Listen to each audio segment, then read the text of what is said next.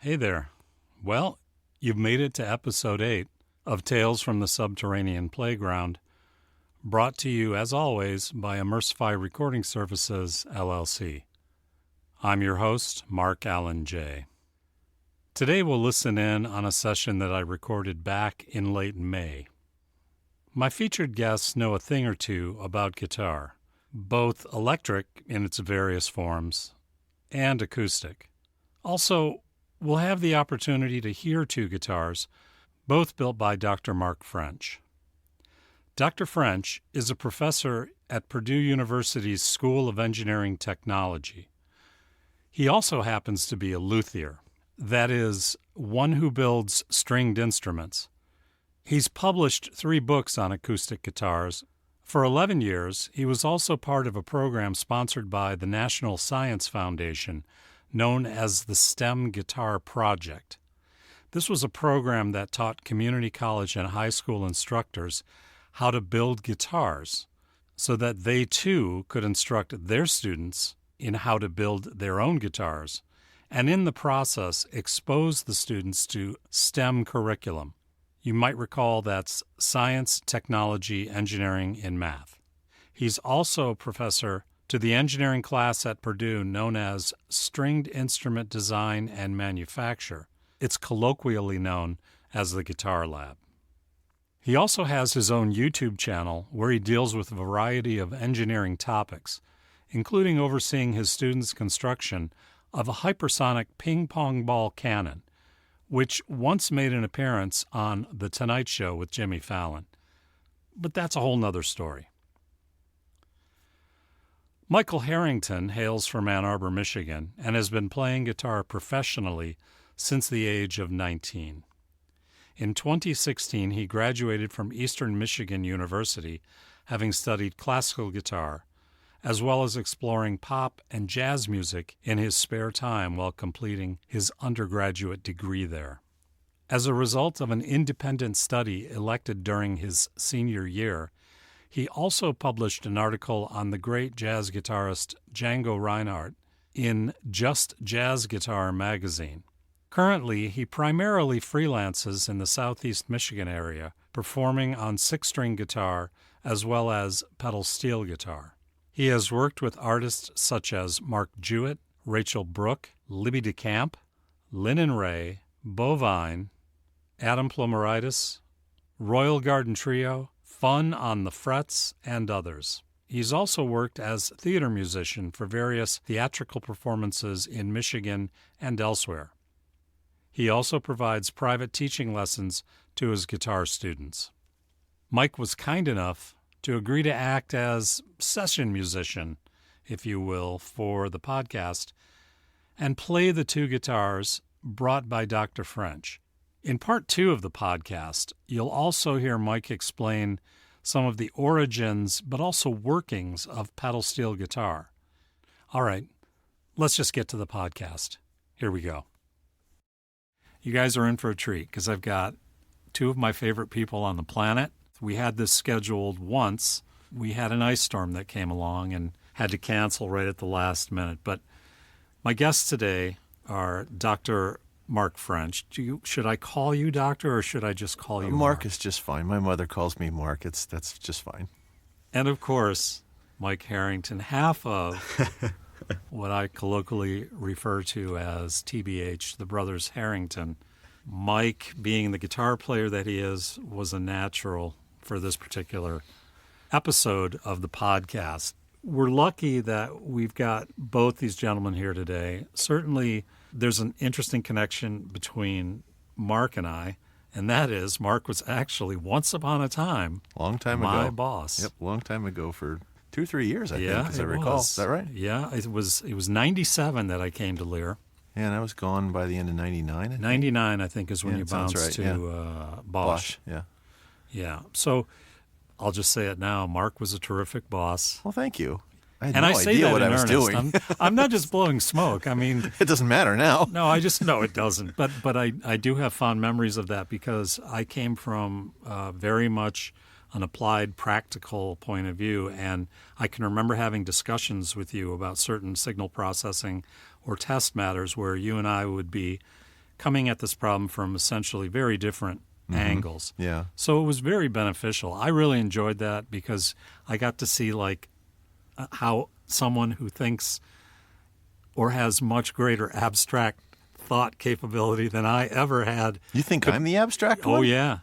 Oh, gosh. Oh, yeah. Well, I think you are. That's funny because I thought you were. Oh, no. Oh, wow. Okay. Oh, no. No, I can remember you filling I always thought you were pages. the nerd. No. Well, we're both nerds, aren't we? I suppose, yeah. I think if Guilty as charged. you're being Yeah. fair and honest. But the thing that I wanted to talk about today, obviously we're here to talk about guitars, but the road to guitars is paved with a completely different path for you. I want to start out by talking about your education. And it's funny because your training is in a field of study both of us are very much taken with, which is to say flight, aeronautical engineering, etc. You hold a BS, an MS, and a PhD, all in aerospace. Uh-huh. And with that, you ended up going to Wright Pat. You were there. Was that direct out of grad school? Did you go there directly? Pretty much. I had kind of an unfortunate cul-de-sac between graduation and starting at Wright Pat. But I eventually wound up there in, I don't know, late 85, I guess. Is there some sort of mix-up with the petty cash? And no. I had at one point thought I wanted to join the Air Force and went to officer training school, and that just didn't work out well at all. And the Air Force did the right thing by turfing me out, and I needed a job. And I had, turns out, 3 choices. And I took the one at Wright Pat, and I worked for what was then called the Flight Dynamics Lab. The Air Force Lab, at least at the time, was renaming itself every couple of years just to make sure they didn't get any of that icky brand equity. I'm not sure why they did it, but at the time it was called Flight Dynamics Lab, and it went through a couple other incarnations while I was there, and it's probably named something else now. But I was in what was then called the Aeroelasticity Group in the Analysis and Optimization branch. I did basically, how do I boil this down? Aeroelasticity analysis and structural optimization for, 5 years probably. And I finally decided if I don't get away from this computer terminal, I'm just going to go mental. I got to do something real. I mean, it's a great job, but it's not the right one for me. And so I found out there was an optics lab in my building. And I found out later the reason it was there is the optics table was too big to move. They'd moved all the other labs out, but they couldn't get rid of that one. So I started hanging around the lab and kind of annoying the guy who ran it. And after a while, he finally just relented and started working with me. And so I transferred to that. And so I was a laser metrology test guy for about 3 or 4 years. Is this where you started doing or got familiar with interferometry? Is that it was in that era? Yeah. Because I remember having some discussions with you. Anyway, I digress. We were having some conversation about those patterns. Yeah, I'm probably the youngest guy you'll ever meet who ever did wet plate holography. We had 4x5-inch glass plates with the photosensitive emulsion on them. And for those of us old enough to remember film, the lower the ASA number, essentially the better resolution you got. So I asked lower grain. Yeah. And so the ASA number on these plates was, like you went and bought film, fast film was 400. And I don't remember the numbers much. 100 ASA, is that 100 was common. Okay. Kodachrome was 64, but that was slide. Oh, okay. Well, the ASA number on these slides was like 2. And so it was, the whole room became our camera. We did the back room with this table, and so I would set up interferometers, and it was called double exposure image plane holography is what I was doing. And we had this really cool lens we'd gotten out of a reconnaissance camera. And apparently, if you're building reconnaissance cameras, you don't care what anything costs. Right. So this was a really nice lens. It was huge. It was like a... There is no budget. There is no budget. It had thorium coating on it. Wow. And we could never get rid of it because somebody with a Geiger counter had noticed it was very slightly radioactive, but they didn't know what the gain on the Geiger counter was. And so they marked it as being radioactive. And so it's when the Earth spins into the sun, that lens is still going to be in that cabinet because nobody can get rid of it. Right. But so one day I was back there trying to figure out how to put the plate in the plate holder. And I figured, well, the emulsion must go on towards the light. And so I yelled out to my wasn't really my boss, but he was my boss. I would have done anything he asked. His name was Gene. Great guy. And I said, the emulsion has to go towards the light, right? He said, yeah. He was playing cards at lunch with his friends because they did that every day. And I said, well, how do you tell which side has the emulsion on it? Thinking they must be like a punch card had a corner taken off. No, I'm in the dark, feeling around. No, I can't. He goes, you taste it. I'm like, you do what? He goes, you taste it. I'm like, doesn't that make you stupid? And I got this laugh from the other side. It's like, okay, this isn't going anywhere. So I boxed everything back up, because put all the emulsion plates away. And I went back. I was like, you've got to be kidding. He went, no. After lunch, he came in. He really did. He tasted it. Yeah, just the corner. And he could do it, because see, 1, 2, you got 8 possible corners, right? 4 corners, 2 sides. Yeah. He could do it in 1. It took me 7.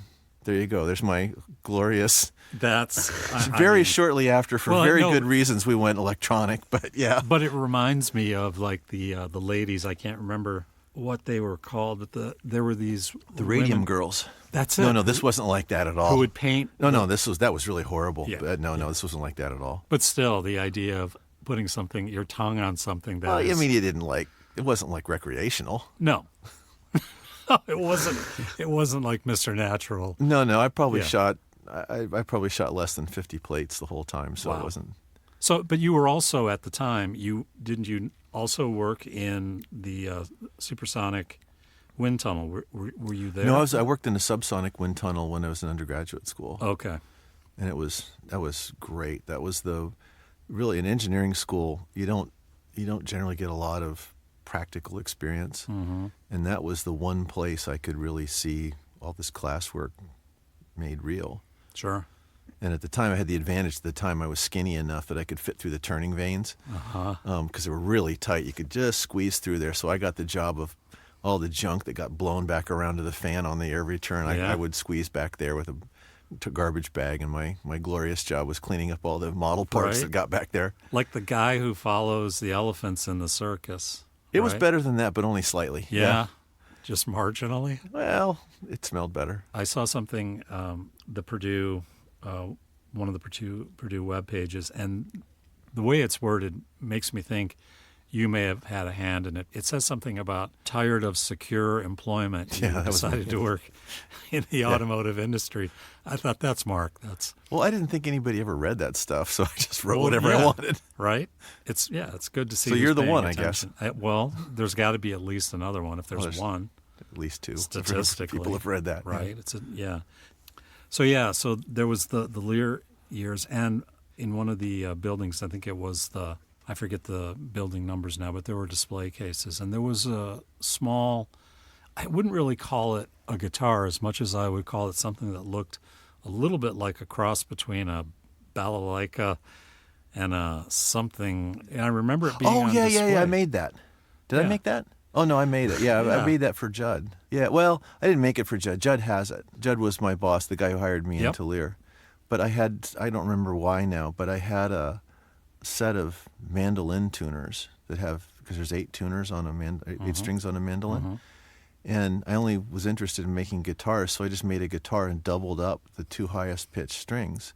It sounded pretty cool. Huh. And I didn't have any idea what I was doing at the time. And I was, had 2 small children at home, and so I was on a really tight budget. Yeah. And so I probably got the tuners for Christmas or something. And what I was doing at the time was going to the lumber yard and trying to find stuff in the scrap bin for real cheap. And Lear had gotten a bunch of pallets in that were made out of really nice sugar pine, really clear stuff. And I cut some of that stuff up and made a guitar out of it. Yeah, they'd come in from, I don't know, Mexico or someplace. Now, was that the first guitar that you had built? Oh, no. When did this start? This pathology? Let's see. When did this particular sickness first take hold? But I feel much better now. 97, I think. No, 1990, pretty much. Wow. Yeah, I had gotten divorced, and there was nobody telling me not to do it anymore. Well, see, that's one of the benefits of getting divorced. Yeah, well, there weren't. This one, Yeah, I guess you got to get that first marriage out of the way. I did. Yeah, well, I did. It wasn't. It's never great, but I thought, well, life sucks right now, but at least I can make guitars. So I bought a little table saw and put it in my garage, and I wanted to learn how to make guitars. It occurred to me that people did this. Mm-hmm. I didn't know how, but I think, well, it can't be that hard. People do it, and this is hard to imagine, but this was before the internet. And there were no books. There was no websites. There was nowhere to learn this, especially in Dayton, Ohio at the time. There was nobody around I could ask. I had to do everything from scratch by myself. And it was awful. It wasn't good enough to be merely awful. I mean, I made every mistake you could make. Yeah. And I didn't start doing it because I wanted a guitar. I started because I wanted to know how guitars worked. And that makes you a very different builder than the usual. And I didn't even know where to buy parts. Right. And so I would go around to the few local music stores, and they've always got a few parts behind the counter. And they're usually pretty low quality, and often they're pretty, well, it's actually not so bad now, but at the time they were low quality and really overpriced. But that's the only thing I knew to do, so I did that. And finally in one music store, they had this catalog on the counter for a place called Stuart McDonald Guitar Shop Supply. Oh, yeah. You know Stu Mac. Yeah, Everybody Stu Mac. knows Oh, yeah. Stu Mac. Stu Mac loves me, by the way. I have dropped many bucks there. And, well, I can't boost their catalog. That wouldn't be a good move. But it had an 800 number on the front of it, so I wrote it on my hand and went home, called them, because that's what you had to do at that time. And a week or two later, this newsprint catalog showed up. So I remember sitting down and looking at this going, oh, okay, now this is what I was missing. And over the next 2 years, I rubbed the numbers off my credit card buying stuff from them. And I knew so little at the time. I was taking guitar lessons, and I had a guitar that had 21 frets on it. It was a real cheap Strat I had, black Strat. And I was trying to play a song that I never really did master, but you needed to go to 22nd fret and then bend to the 23rd or 24th. And I'm going down the next, wait a minute. I'm out. I said, I looked at my teacher, what's wrong here? He goes, oh, you have a 21 fret guitar. I'm like, what's that? And he goes, well, some guitars have 22 frets. And this was the basement of a music store. So I went, wait here. And actually he walked upstairs with me. I handed him the guitar and I was like, this isn't going to do. Found this other one. It's does it have 22 frets? It's a music store in Fairborn, Ohio in 1991. There weren't that many choices. So I pretty much had 2 or 3 choices and went, give me that one. Mm-hmm. They actually gave me more for that little Strat on trade-in than I'm sure, yeah. than I paid for it. They actually had an intonation problem too, and they couldn't set the intonation. I didn't even know what that meant. Wow. But I knew they'd give me they'd take it on trade, and so I got this PV Telestrat thing, and that solved the 22 fret problem. It did not solve the problem of me not being able to play very well. Because it turns out having more guitars does not make you a better player. Yeah, contrary to... Yeah, you might want to edit that out. That's sacrilege. Do you remember what song it was? It was No Alibis. Eric Clapton. You have the motivation. You have the energy. You have the idea that this thing you're going to create is going to be that thing you envision it to be. And I can tell you that, my experimentation with my first loudspeakers, they were better concepts than they were... Oh, yeah. Performers, of course they were. Right? But that therein is part of the learning process. Yeah, this is good. You try things and you realize, well, that didn't work. Yes. That kind of works. But this, not so much. And this is the best thing that I've been able to do. And why is that better than what I've been able to do so far? Yeah, that sounds very familiar. When you want to become a luthier, which is somebody who makes stringed instruments, the way you're supposed to do it, well, now you read a bunch of books and websites and things like that, but even then, what you're supposed to do is go to Stu Mac and buy some plans for some successful instrument, whatever it is you like. And they have very good plans. Go buy one of those and make 5 of those. At the end of those 5, you'll know what you're doing. And I just refused. I knew I could do it, and I would not do it. I would read books on instructions of how to make this very conventional guitar, and I would read as far as I wanted to, but I would not ever follow anybody else's instructions. To this day, I have never made a guitar off a plan, not once, and I never will. I did not want to copy somebody else's work. I wanted to do it by myself. And it worked about as well as you'd think. Those first 10 or 15, I don't know where they are. I hope they're in a landfill. If they're not in a landfill and I knew where they were, I'd put them there. They were just awful. But the point wasn't to have a guitar. The point was to figure out how to make one my way.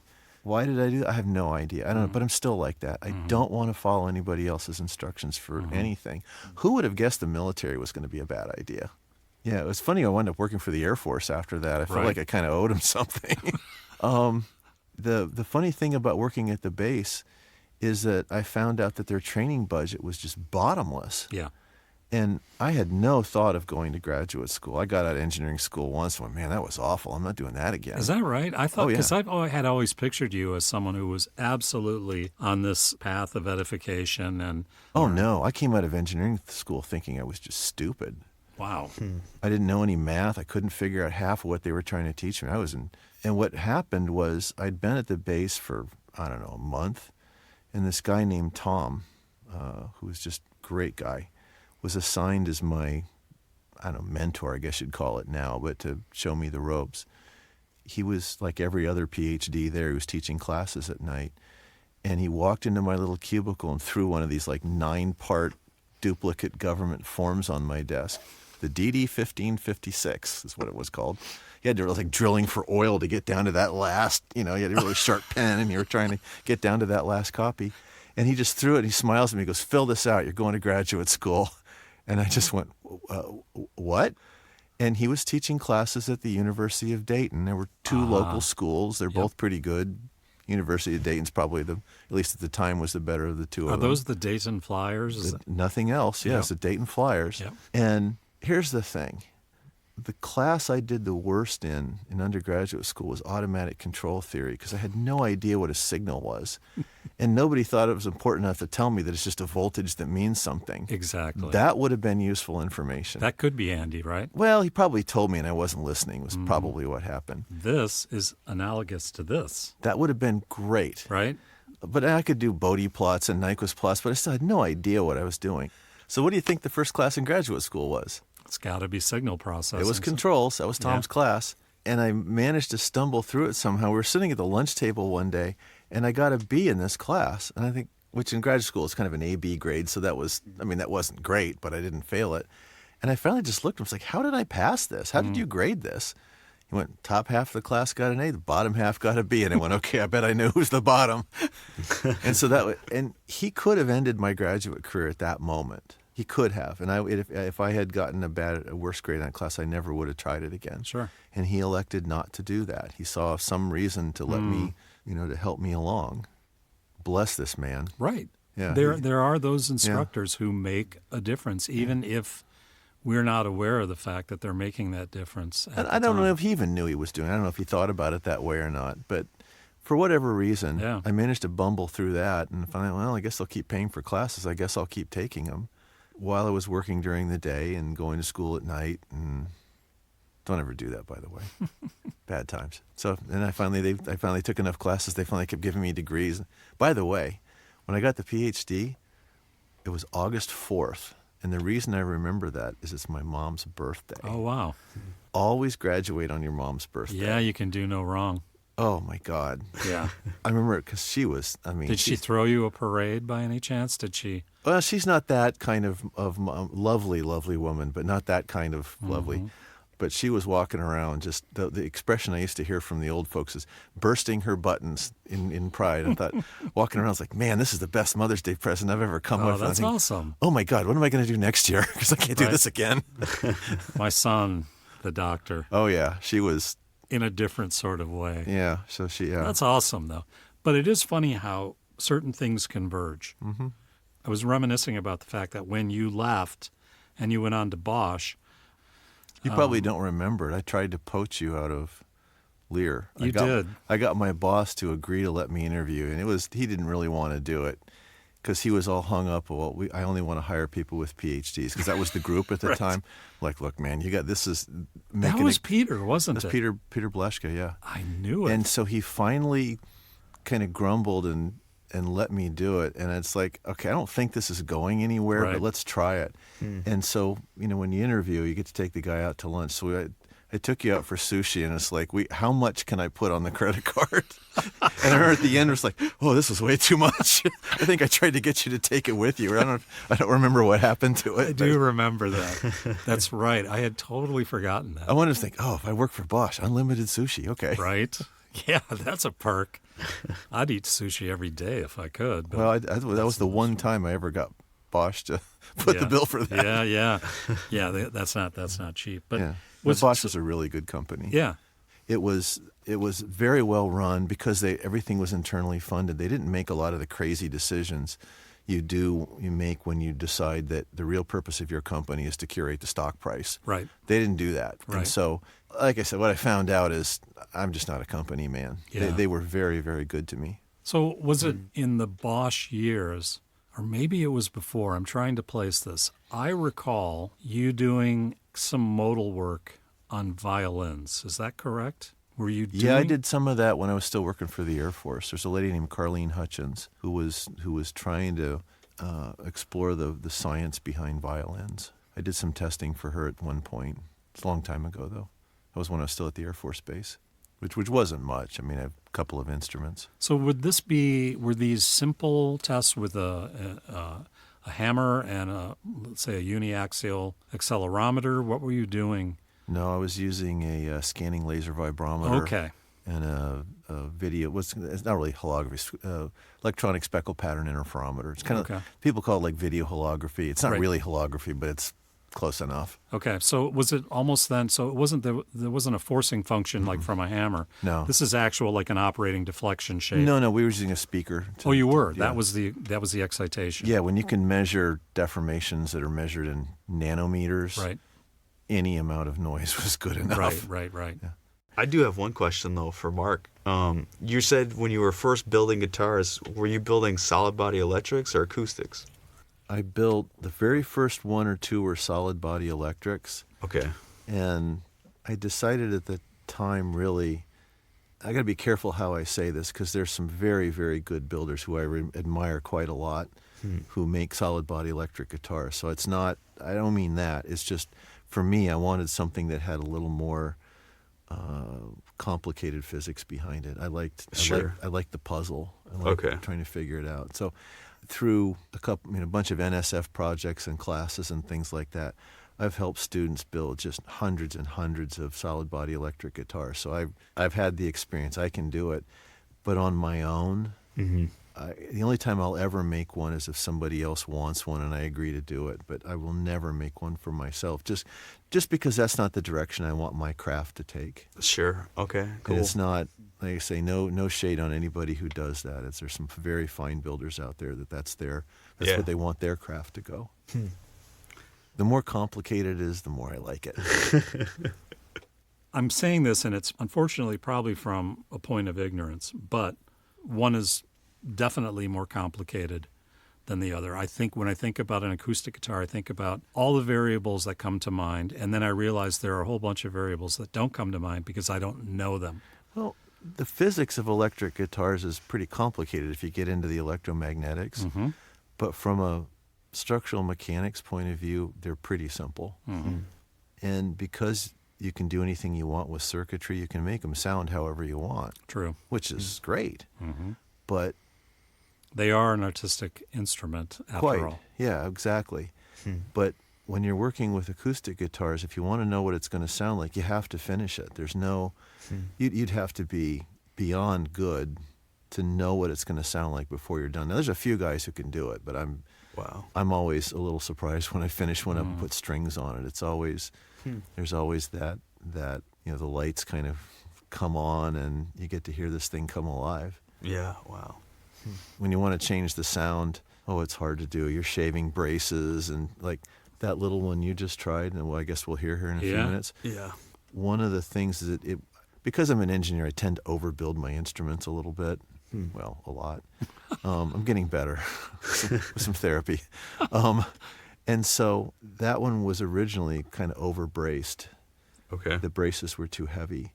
And so I got it back from Nashville a week or two ago, and I went into the sound hole with, an X-Acto knife and a razor blade and a bunch of sandpaper and stuff. I started sanding away at the the two primary braces in it are a little smaller than they were, and it's got a little more low end than it had. Oh, wow. Okay. But that's with the game you're playing. Yeah. And the big one that you just played, I looked at that when it was going together, and I thought, this thing's going to fold like a coat hanger. There's no way there's enough bracing in there to hold this. And there was. It's held up just fine, and it sounds really good. So that was my lesson that I took from that instrument. Wow. But it's complicated, and there's no way to analyze it. I mean, there are people out there making finite element models of acoustic guitars. There's not very many of them. And I found one or two people who are making multi-physics models. So they're doing the finite element model of the instrument, the structurals, modeling the structure, and then also the sound field around it. So as mathematically they watch the structure move, they're also calculating what the sound field looks like.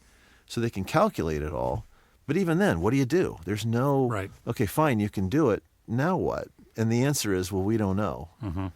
So there's this giant, void, disconnect between analysis and practice. And that's the world I live in. I asked Dr. French to summarize differences in guitars because it's a whole world out there, good, bad, and in between. In a nutshell, here's how he summarized it. First, the difference between a bad guitar and an adequate one is huge. Next, the difference between an adequate one and a good one is smaller, but it's still a substantial difference. Moving on, the difference between a good one and an excellent one is smaller still. Lastly, the difference between an excellent one and one that is legendary is tiny, maybe on the order of 10%. The thing is, price isn't a great proxy for sound quality. However, as guitars get more expensive, you're paying for these smaller and smaller improvements. And at the very top of this heap, the difference between a $5,000 guitar and a $50,000 guitar is pretty much on the order of 10%. All right, so with that little summary now behind us, let's get back to the conversation. You're going to hear more about what it takes to build a truly great sounding guitar. Let's go. The most complicated, one of the most difficult builds I ever did is my son asked me for an archtop classical, which is really a freak instrument. I mean, it's very, very rare that you ever see one. And lots of good builders will go their entire career without ever making one. There's very little market for them. But that's what he wanted. Wow. So is it like an arched top and then with nylon strings? Or? Yeah. Okay. Yeah, and it was a little overbuilt. But wow. I built it, and it had this, I don't know how you describe this sound, but kind of this low, dark sound. Well, Brian likes to play something called Viking death metal, which is, I've listened to it, it's worse than it sounds. And it sounds pretty bad. And his style of music, he likes to tune low, drop C, drop D tuning. Okay. And in those lower tunings, this thing sounds great. And I can show you a picture of it. Here's the best part. He was selling something on Reverb. I don't know what it was, an amplifier or something. Guy came over to his little condo in Boston, saw that guitar, played it, and offered him what I thought was an unreasonable amount of money on the spot for that guitar. And my son's telling me this on the phone. I said, well, you sold it, didn't you? He goes, no. You made this for me. And I'm like, I'll make you another one. And then I thought for a second, that is absolutely the nicest thing that's happened to me in a long time. Yeah, that's great. That's funny. It gets better. He is friends with somebody who is at least part of the time, working musician in Boston and has a day job, and I can't remember what it was, but was really into music and a performer at a pretty high level and can't really afford instruments. With me? Mm-hmm. He gave it to her. Wow. Yeah. He told me that. It's like, that's amazing. That is wonderful. He turned down money for it because it meant something to him, and then he gave it to this other person. Wow. I get a little misty telling you about it. I tell people it's not my job to be objective about my children. I think they're just the bee's knees. Of course. And I'm immensely proud of both of them. And this is one of the reasons that he thought to do that. That was great. That's fantastic. Yeah. You know, that gesture, you should be proud of that. I think that is I told him there was no finer fate for that instrument. Oh, completely. Yeah. And this young lady will play it a lot. I hope she wears it out. I want to talk about something real quick, and then I want to bring the guitars out. But let's talk a little bit about the point of doing, let's say, a rudimentary FRF when you're looking at a guitar. Mm-hmm. Can you explain for the listeners what the point of doing something like this might be, let's say, as a differentiator, but also kind of explain what it is we're talking about when we say FRF? No. Okay. No, yes, we'll just move on then. Yes. We're on thin ice here, especially since electronics has gotten so cheap and software is so available. It's not that hard to do frequency response functions. Tap tests is what we're talking about. Yeah. And I've done a gazillion of them. And the problem is I don't know of any robust way to correlate the results of a tap test with sound quality. Right. And it doesn't stop people from trying. It certainly didn't stop me.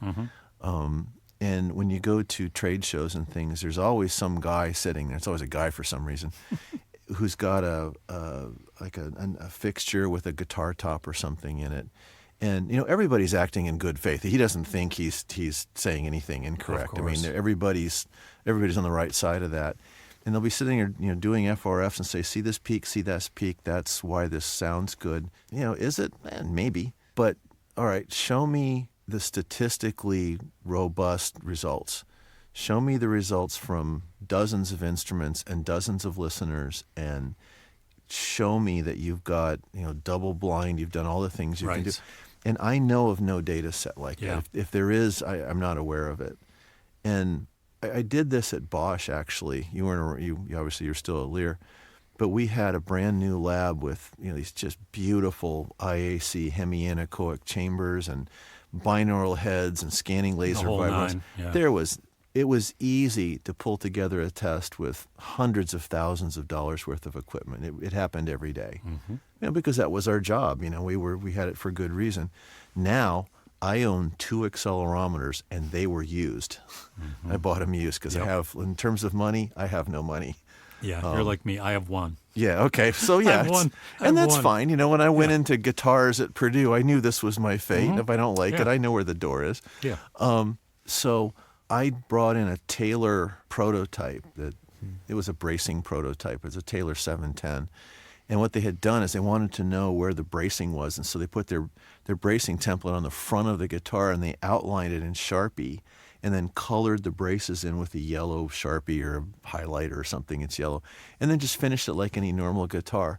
You would think the gods from Olympus had put that guitar on the planet, because kids see this, they go, "Oh my God, is that a special one?" Well, sort of, you know. I guess Taylor was offered just stupid amounts of money for that guitar. It's like, we colored in the braces with the Sharpie. What are you talking about? So I have this now, and I have to leave it. It's got a Purdue Access, you know, serial number on it, so it's going to be there forever. And so I took that guitar back before I was at Purdue, and I shot lasers at it, and I recorded it with binaural heads and everything else. And I've still got the data. I'll give you the data if you want it. I'm very curious. I'll send it all to you. And I look at it, I've done spectrograms and all this other stuff. Yeah. It's a great sounding guitar. Can I look at any of those plots and explain why? No. Wow. No. If you want me to bring that guitar here with you so you can test it, I'll bring it. Yeah. I still have it. You know, it's funny because we were talking, we touched a little bit on modal, et cetera, but I was thinking, your point is well taken. I mean, to me, were I building guitars, I think the utility that I would see in doing FRFs would simply be in a QC kind of thing. Yes. I did that. I work with several guitar companies. In the acoustic guitar world, Taylor is I love those guys because they're so innovative. They had a big part in bringing CNC's machinery into the guitar industry. So when you go to the Taylor factory now in El Cajon, it's almost hard to tell it's a guitar factory. You know they're manufacturing something, and there's just row after row after row of CNCs. You know, they spray everything with industrial robots. They buff it with industrial robots. There is really low build variation there. And, you know, one of the things you learn in engineering school is build variation and build quality are inversely related, which if you got more of one, you got less of the other one. True. And that's just it. If you don't like it, go find another universe to live in. Yep. And so early on, this has been probably 15, 18 years ago, I brought my little data acquisition system, and I actually used a non-contact sensor. I had this little Keyence laser sensor I was using at the time. I remember those. The poor man's vibrometer is what it was. Yeah. And just sat on basically at the end of their assembly line. It's not really an assembly line, but that's functionally what it was. And just every guitar body, every guitar that came down the line, we tap tested it. And so I have data from dozens and dozens of guitars over a couple of days. And I looked at their variation based on the first couple of resonant frequencies. And it was, you know, the standard deviation was 2%, 1%. In fact, if I sorted it by backwood, the woods you make the back and the sides out of doesn't really matter that much. It matters some, but it matters less than the people who are trying to sell you the wood think it does. Mm-hmm. There's some very famous experiments showing that it really is a secondary or tertiary kind of effect. Mm-hmm. But if I sorted by the species of wood they use for the back, it was even lower than that. You know, their build variation is crazy low. And now, all these years later, they can point to their guitar and say, right here, it comes off the finishing line. The finish right there is 9 mils. Down here it's 11. There it's 9 again. We're trying to make it 9 everywhere. And they will. They did. They have that level of control over what they do. Wow. So it's companies like that that are making the most progress because their process is so tight, they can make small changes in the design and it doesn't get lost in the noise of all the build variation. Some of the more traditional builders who are quickly going to CNC, a couple of the old line companies had just enormous build variation. Mm-hmm. And so I was telling him earlier, we'll go down a line of nominally identical guitars and they don't sound alike. Mm-hmm. You go down the row go to a music store and find a bunch of Taylors that are all the same model. They're all going to sound alike. Yeah. Now you got to decide whether that's good or bad. I think it's good. I like the Taylor sound, so for me it's good. In one case, can I tell you this? Yeah, I can tell you this. In one case, I saw a company purposely introduce some build variation in a very controlled, very well understood way, the way you'd want to. And the reasoning was when you go down the line of our guitars, we want them all to be just a little different, but only in this one way and only in a way that we understand, so that no matter who you are, you will find one to fall in love with. That's the only time I've ever seen build variation used as a positive, and I thought it was very shrewd. I thought it was a really good idea. That's clever. Yeah. You know, we both worked in automotive. We both know what volume production means, right? You know, even in any way you slice it, somebody who's making millions of widgets, at the end of the day, if your revenue depends on those all being sufficiently consistent, yes, you know, and the key word there being sufficiently, then process control is absolutely king. It is absolutely king. Yes. Well, there's a problem in the guitar industry, though, in that a lot of companies are very bound to their tradition and their heritage, and even though they want to modernize and they want to make improvements in their instruments, sometimes their customers won't let them. I can give you plenty of instances of, we've got this design flaw in this instrument. It has been here since the beginning. We know exactly what it is, and we know exactly how to fix it. But if we do, our customers are going to revolt. Right. It happens all the time. Right. You know, I don't know what the industry term is, but basically the authenticity police.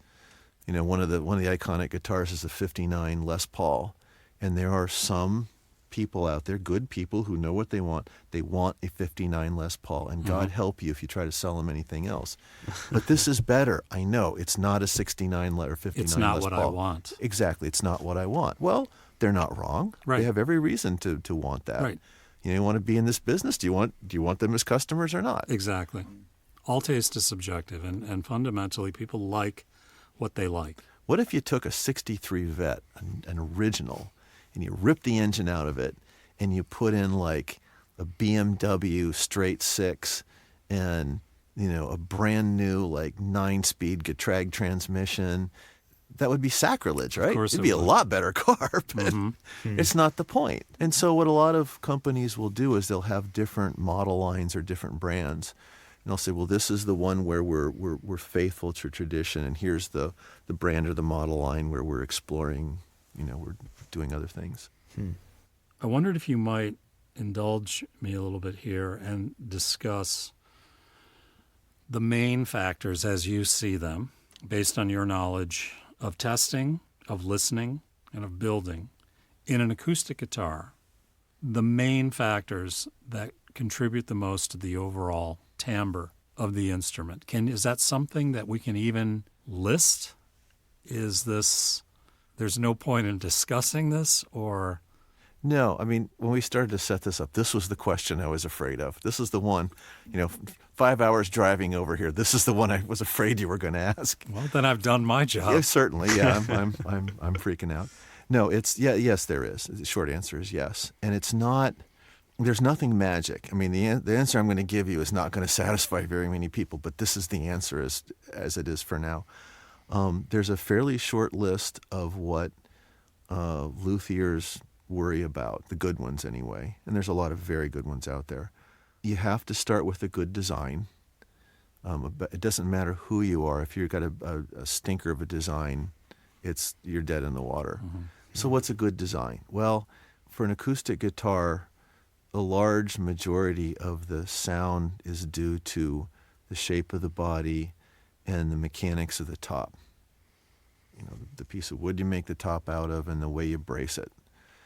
So that's one element. And where you brace it, I'm assuming? Where the geometry of the bracing, okay. Yeah. And quality of construction matters a lot. If the joints don't fit, if things are misaligned, things like that, that's going to hurt sound quality. Can I give you an example of the craziest example I know of? Yeah. I said I'm basically self-taught. I took 2 master classes. One of them was taught by a guy named Paco Chirobo from Spain. It was hosted in Colorado. And Paco insisted that our glue joints should fit. He called it like glass on glass. I'm like, okay. I went into that class thinking I had some building chops. About 3 or 4 days in, I'm thinking, I'm not so sure now. In the builder's world, I'm probably a 6 or a 7. Paco's probably a 9, and it's probably a nonlinear scale. So, right. And I finally it's said, logarithmic, right? Yeah. And he said, your glue layer, you should be able, if you write on the wood with a pencil, when you put the glue on, you should be able to read that writing through the wet glue. And wow. You're giving me that look. I gave Paco that look, and I finally said, Paco, how much glue do you use? How much in your shop in Spain? How much glue do you go through in a year? In Taylor, they buy it in 5-gallon buckets, and for all I know, they might buy it in barrels. God knows they go through enough. Or and a tanker. Yeah, and they don't use extravagant amounts of glue. They're pretty spare, and it's very clean work. Paco told me, and I don't know how many guitars he builds a year, 12, 18, somewhere in that neighborhood, because it's all hand stuff. Sure. He said in the beginning of January, he buys 1 16-ounce bottle of Tight Bond glue. And even in Spain, he's buying 16-ounce bottles. I don't know how that works. But he said at the end of December, he throws away whatever's left, and then he buys 1 more bottle. This guy goes through less than a bottle a year. And to build a dozen or so guitars. Yeah, and so when we were putting glue on these guitars, I was freaking out because normally you look for squeeze out, Mm-hmm. and there wasn't any. I said, "Is this going to hold together?" He goes, "Yes, it will." He was very beatific, and he said, "You are not going to sleep tonight, are you?" And I said, "No." He goes, "It's going to be fine." I had made a small mistake, and he said, "This is going to be fine." And he looked at me and said, "But you aren't going to sleep tonight if we don't fix this." So we chiseled a brace back out. And while everybody else was having lunch, we re-glued it properly because I had made a mistake. And he smiled at me and goes, "Now you can sleep." Paco's just the best. So go to chorobo.com, CHOROBO, and you can .com, and you can see hear his that, work. folks? Yeah. It turns out that's not really his name. I tried to send him a copy of my book, and it kept coming back. Actually, 2 or 3 tries, and I finally was like, what's going on? He goes, well, Paco Chirobo isn't my real name. Like, what are you, in the witness protection program? No, Paco is, his mother didn't name him Paco. He named him Francisco. And it's like, so anyway, yeah. So getting back to it, the quality of the build is good. The materials, this is a tough one. If you're beginning, my sense is you probably ought to use the best materials you can reasonably afford. Now, don't go whole hog here. You don't need to put yourself in financial straits, but buy the best materials you can reasonably afford. And there's lots of conflicting opinions about this. When you get good, you can build a good guitar out of anything. I learned something from a series of videos by a guy named Bob Benedetto, who's like, very, very good archtop builder. I mean, there's no one best, but he's certainly the peer of the best, and has just these legendary hand skills. In the middle of the video, somebody off screen said, I noticed you're using with master grade spruce. And yeah, when you're Bob and you're making instruments that good, the very best is just barely good enough. And he said, do you have to use master grade wood? And Bob just smiled and said, I don't, but you do. And that's the answer. So use the best materials you can reasonably afford. And glue joints matter. You can't have, the glue joints have to be tight. Now, there's a lot of debate about glue. Probably it doesn't matter too much as long as you're using use either Tight Bond 1, don't use Tight Bond 2 or Tight Bond 3 because they have higher damping. There's actually or wood glue. I mean, I use Tight Bond because that's what I'm familiar with. There are other good wood glues, and I'm not here plumping for Tight Bond, although I love their product. There's a brand called Tight Bond Extend that takes longer to cure but has lower damping. If you can find it, you have to order it. Use that. LMI sells their own branded wood glue. I don't know what it is. It may be Tight Bond Extend. That stuff's pretty good. And don't put too much finish on it. Because when Tim Shaw from Fender talks about the tsunami of plastic that cheap guitars have on them, and it is. I mean, really cheap guitars, especially the solid bodies, have just this foot-thick layer of polyester on them, and they buff them to within an inch of their life because that's what people want to see. Well, on a solid body, you can probably get away with it, but you can't on an acoustic. You can put the tsunami of plastic everywhere but the fretboard. Go as light as you reasonably can on that. That will help. And don't be afraid to tap wood tops and to get one that you like. That'll help too. And then practice. Good luthiers make good guitars. It's like getting to Carnegie Hall. Got to practice, yeah. Oh, and the luthiery subreddit on Reddit, consider that creative fiction. Because about every third post is some guy posting something that looks like it came out of Fender's custom shop and going, this is my first guitar. No, it isn't. Or I made this guitar, and you realize they bought the neck. The neck is by far the hardest part to make on an electric. Is that right? By far. By far the hardest part. It's the one my students always choke on. And so the bodies, especially for a Fender-style guitar that has that slab body that you bolt to, that's actually pretty easy. And so now it depends on what they mean. If they're careful, say, well, I bought the neck but built the body, and this is my first guitar. Well, good for you. That's wonderful. Sure. It only becomes a problem when they try to make it sound like they scratch built it and they bought the neck. That's not truth in advertising. Yeah, that's not fair. And even then, that's probably not what they mean. But don't read that the wrong way. Right.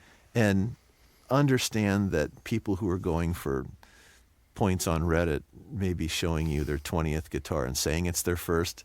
I don't know who that would be, but it probably happens. So don't learn what you can off of going on the web, but don't get too invested in what people post. Yeah. We're going to hear a demonstration of 2 guitars brought here today by Mark, played by Mike, and what we're going to try and do is a simple experiment. Mike's going to play a tune in the same manner, as it were, just so we can get an idea of the differences in the timbre between the 2 guitars. Yeah, these are 2 very different designs, so they All other things being equal, they really will sound quite different.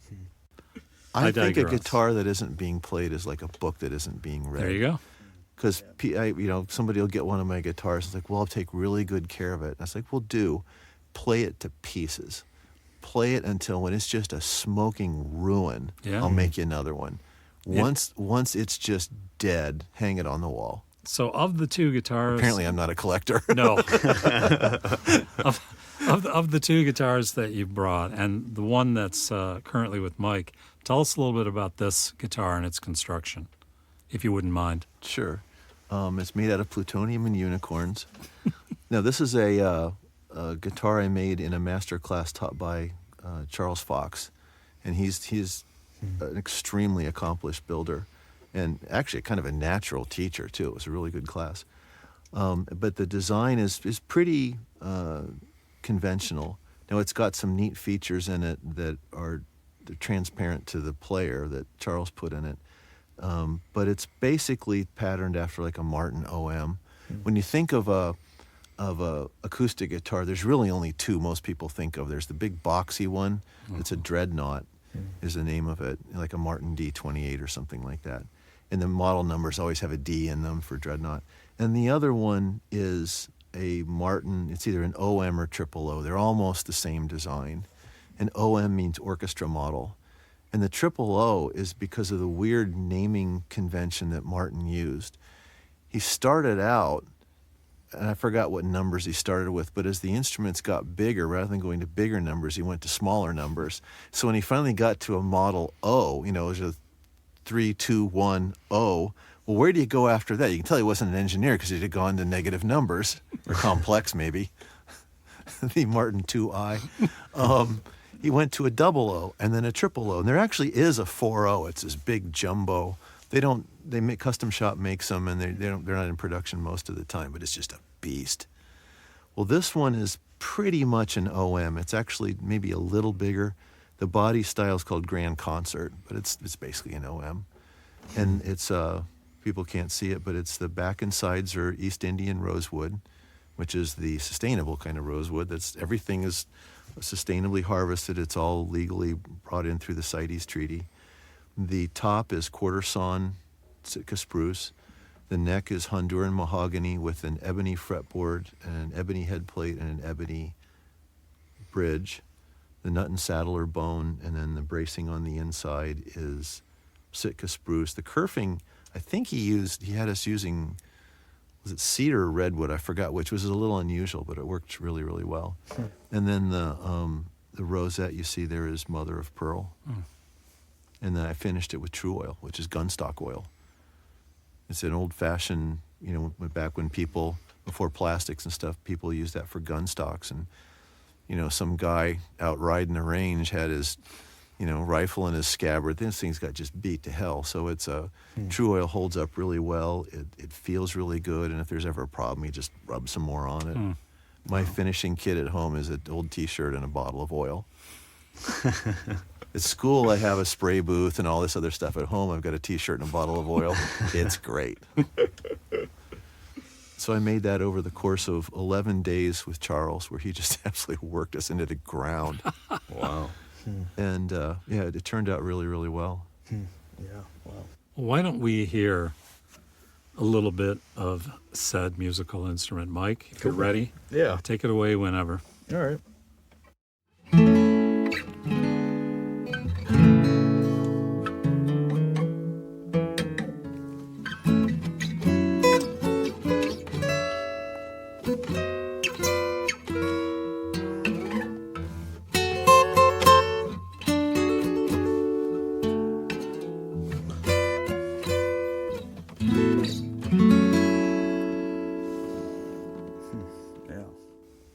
Right on. It's so nice to hear somebody do this, because I can't play like this. To watch somebody else bring I know it. that I can't. Well, to watch somebody else bring it to life like that, that's just wonderful. Yeah, that's a beautiful guitar. Why don't we now do a quick comparison to the other guitar? And I'll go and grab that. I'll take this one. And why don't you tell us a little bit about that guitar while I'm fetching Okay. that one. Okay, the other one is all my design, and it's got a bunch of features in it that are unique to me, I think. The first is that I figured out a way to write an equation to describe the body shape. If you're into the mathematics, I had to do a polar rectangular transform to get it to work. And so if you go into polar, everything works fine, and it's a rational polynomial. It doesn't Right. matter. Anyway, Right. I got the dimensions out of Bob Benedetto's book, and his arch tops are just huge, some of them. You look at body length a lot. Yeah. And so a 21-inch body length, that's just a beast. I mean, that's a lot of guitar. Well, that's what was in his book. So I kind of traced it out on a piece of paper and got some coordinates, cleaned it up a little bit, and then I used that shape. And I've got that stored now in code. And so whenever I need an instrument, I just take that and I scale the width and the length to whatever I want. So I've gone everything from super jumbo down to ukulele with that same shape. And so this one has the body length and lower bout width of a Martin OM, even though it doesn't have the right shape. I'm using a much shorter scale length. The other one you played was 25.5 inch, which is kind of the Fender scale, I guess. This is 24. And the reason I did this, partly because I like having one small enough to carry around. But the other one is the Guitar Lab is getting enough smaller students as I attract larger groups of students. You can't give some of these people one of these big instruments. It's just too much. The shortest student I've had in there so far was 4'11". Well, you can't hand them a Martin OM. It's just too big. And it's not their fault. Nothing's wrong. It's the guitar that's wrong. So this one is much more universal. There's one more feature in it that's probably not too obvious. If you run the math, guitars make the wrong frequency almost everywhere.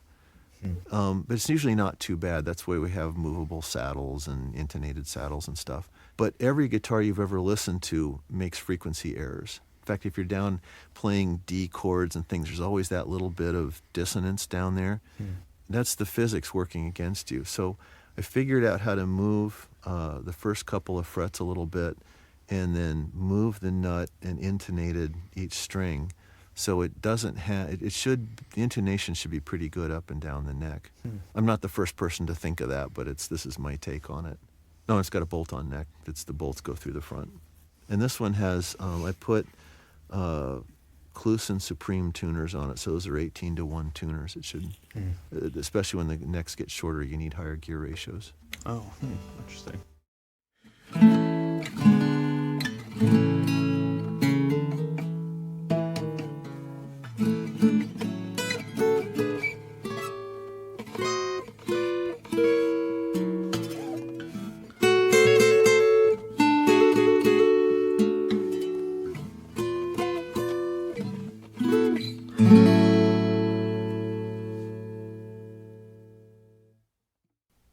So what did you think of that? Two very different guitars, right? Did you have a preference for one over the other? Probably. Well, that does it for this episode of Tales from the Subterranean Playground. I'm your host, Mark Allen J. I hope you tune in to the next episode because we're going to continue this discussion, but we're going to shine a little bit more light on Michael Harrington in that episode in dealing with pedal steel guitar. It was a nice, lively discussion between the three of us, but in particular between Michael and Dr. French. I could see the wheels turning in his head as he was watching Mike play and explain how the instrument works. But for now, it's time to pull the faders down and say goodbye. Thanks for listening in. Peace. Tales from the Subterranean Playground was produced and brought to you by Immersify Recording Services, LLC.